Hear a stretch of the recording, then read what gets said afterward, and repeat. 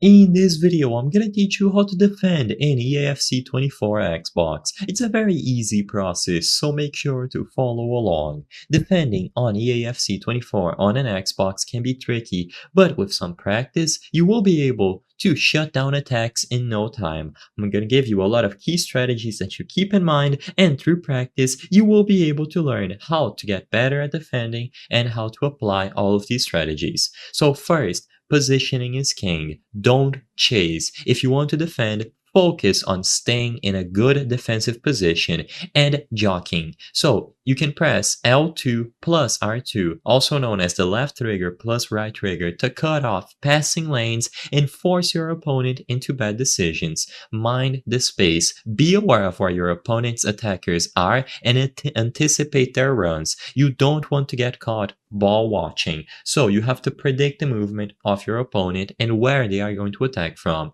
You have tactical defending versus advanced defending.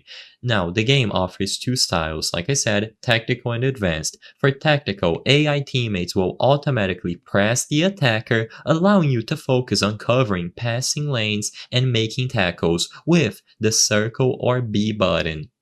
For the advanced option, you have more control over individual tackles using the standard or standing tackle with the A button, but this can be riskier and, of course, more rewarding if you are able to get it off. You can take on the attacker, so by doing a second man press by pressing R1 or the right trigger, you will be able to bring a teammate in to pressure the ball carrier, but use it sparingly to avoid leaving gaps in your defenses. And as long as you utilize that in conjunction with body blocking by pressing the left trigger, you will be able to use your defender's body to shield the ball from the attacker while jockeying. I hope I was able to help you on how to defend in EAFC 24 on Xbox. If this video helped you, please be sure to leave a like and subscribe for more very easy tips. Thank you for watching.